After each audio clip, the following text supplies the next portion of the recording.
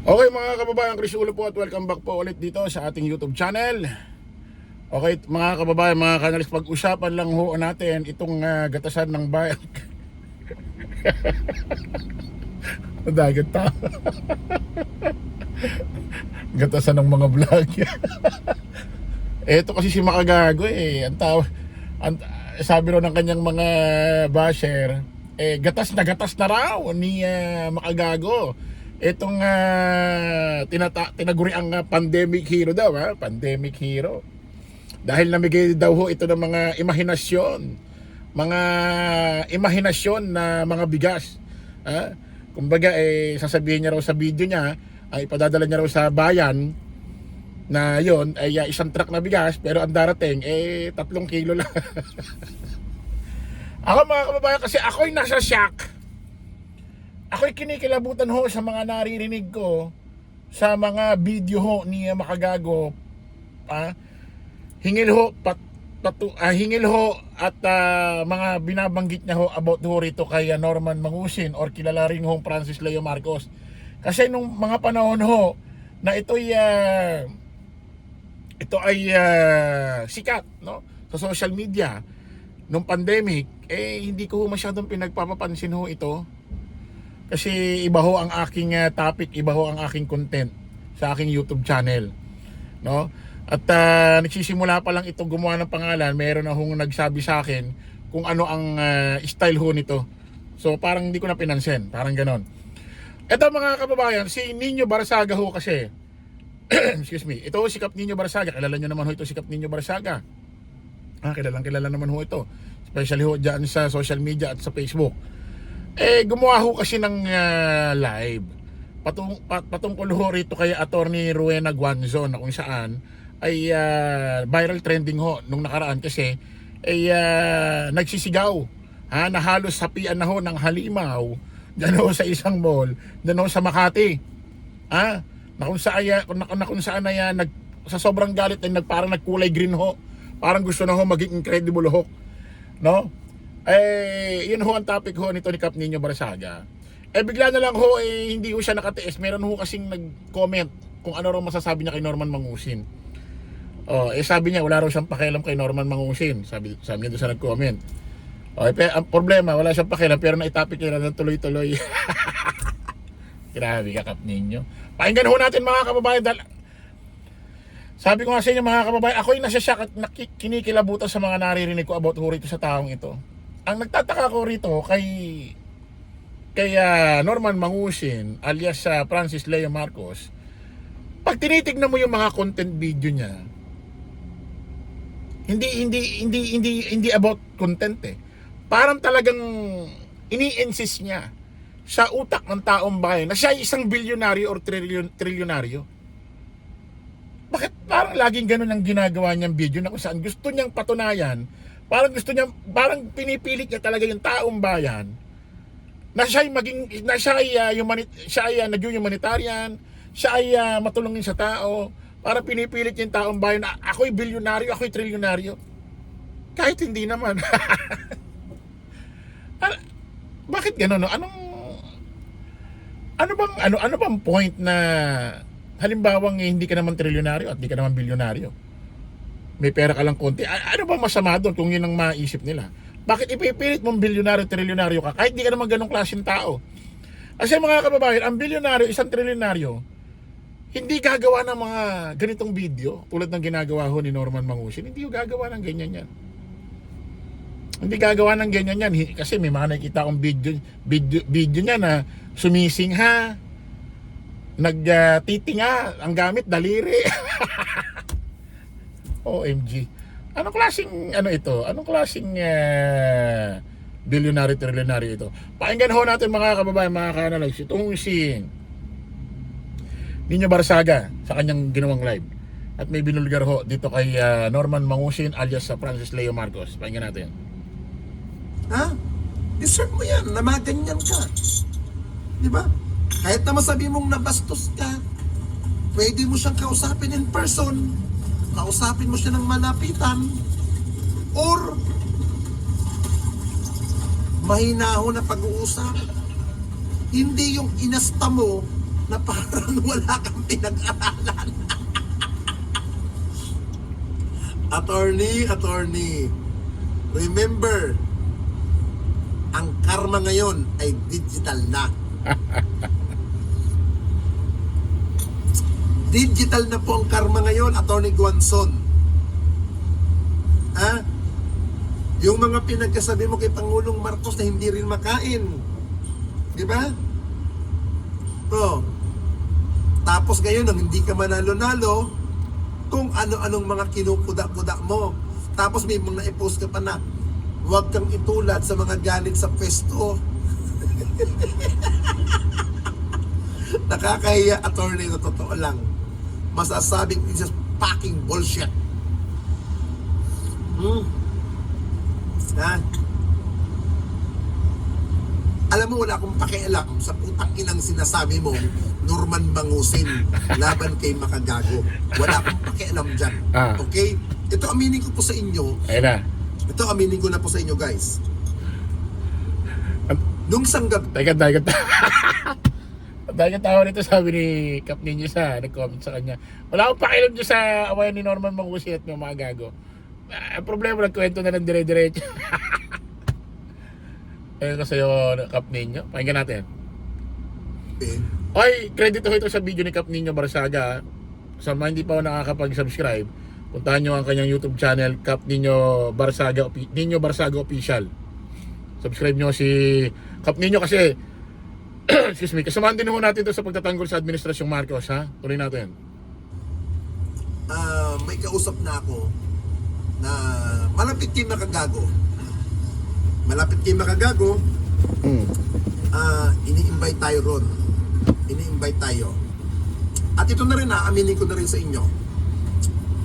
About Norman Bangusin, total tinatanong nyo na rin ako dyan. Kung anong komento ko. Simple lang ang masasabi ko about niya sa awayan ni Makagago at ni Norman Bangusin or alias Francis Leo Marcos. Sa akin, nung pakikipag-usap doon, ang sabi ko, manggagaling ako ng Baguio City, babiyahe ako ng Laguna, tapos wala naman ako mahihita, humingi ako ng TF. Okay? Humingi ako ng TF. Pero, ano sa kami nagkausap? Saturday? Yeah, I think Saturday night. Dapat pala may magiging interview siya kay Makagago kasi nga mga kababayan, mga ka-analyze, ito si Makagago binabalikan ho yung mga issue ho ni Norman Bangusin or alias Francis Leo Marcos. Kahit mga dati na ho na topic, binabalik-balikan niya ho para awareness ho sa iba't iba pang mga Pilipino OFW na nung mga time na yon hindi ho napapanood si Norman Bangusin at ngayon pa lang nila napapanood. No, kasi pwedeng may mga iba pang Pilipino na na-miss, may mga na-miss na issue kay Francis Leo Marcos ng mga panahon na yon dahil pandemic. So, gumagawa ito si Makagago ng mga video pa, awareness para sa mga OFW. Ano? At ini-interview ni Makagago yung mga vlogger at mga tao na kung saan related dati kay Norman Bangusin. No, na mga kadikit niya dati, especially yung mga vlogger, ayan, tulad ho ni sino ito? Yung nakakita namin sa Boracay, nakalimutan ko yung nagpapanggap kong FPJ. FPJ din. Oo, tsaka si yung isa, yung ginagaya niya isang komedyante, nakalimutan ko yung pangalan. Romy Diaz. At in-interview niya rin ho si Macmac Pablo. Kasamahan din natin yan. Si Jake Magnus. Ay, di ko alam bakit umuro. Siguro isa na ho si Jake Magnus, mga kababayan, mga ka-analyze. Ang isa sa pinakamagandang ma-interview ni Makagago. Malupit. Matindi yan.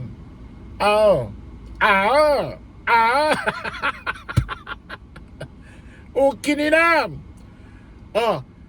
May plano pala si Cap Ninyo, kaso tumanggi. Hindi natin alam kung bakit. Siguro malalaman natin dito. Tuloy natin. Yung tinawagan ako, sige, deal ako. Basta't bayaran nyo ang oras ko doon pagpunta dyan. Mga ganon. But now, nung paggising ko nung Sunday morning, napagtanto ko na hindi na ako tumuloy. Hindi na ako tumuloy doon sa interview kay Makagago. And then, ito ang dahilan ko kung ba't ayoko na lang tumuloy. Total, mahaba na yung awayan nilang dalawa. Di ba? Mahaba na ang awayan nila, mahaba na yung issue nila, nakapagsalita na yung mga ibang vlogger, nila Erwin or Romy Diaz. Ayun, Salita na rin sila. gumagaya kay Romy Diaz. Akala ko, yun yung ginagaya ni nung FPJ, yung kay si Romy Diaz. Akala ko sasabihin ninyo, mahaba na awayan nila.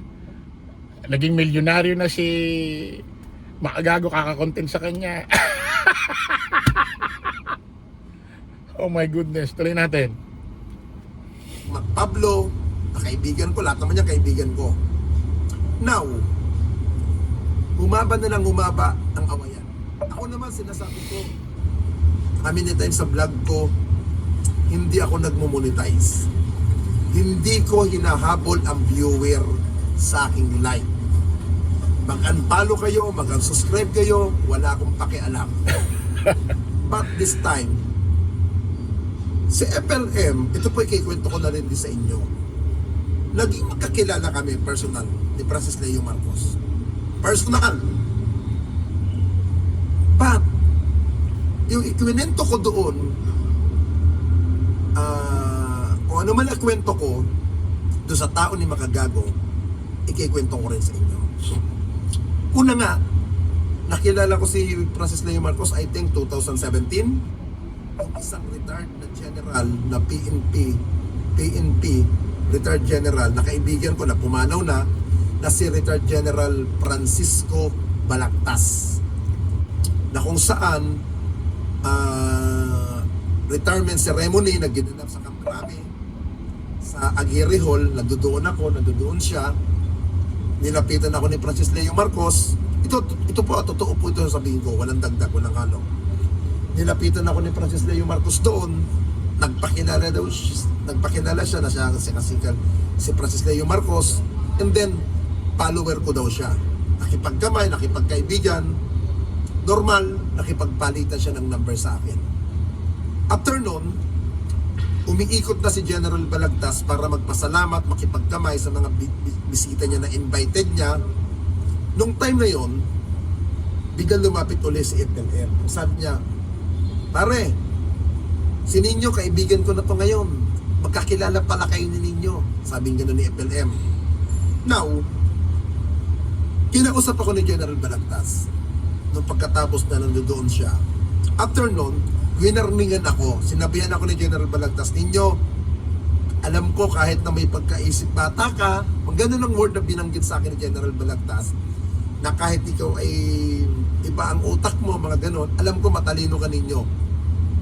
Mag-ingat ka sa kaibigan natin. Yun ang pagkakasabing word sa akin ni General Balagtas. Nung sinabi niyang ganun na wal salita, hindi ko alam kung sinong pinatutungko yan ni General Balagtas na o ninyo, mag-ingat ka sa kaibigan natin. Wala akong ideya kung anong ibig sabihin niya. Now, after nung event na yon, mga 3 days, doon na tumawag si Francis Leo Marcos.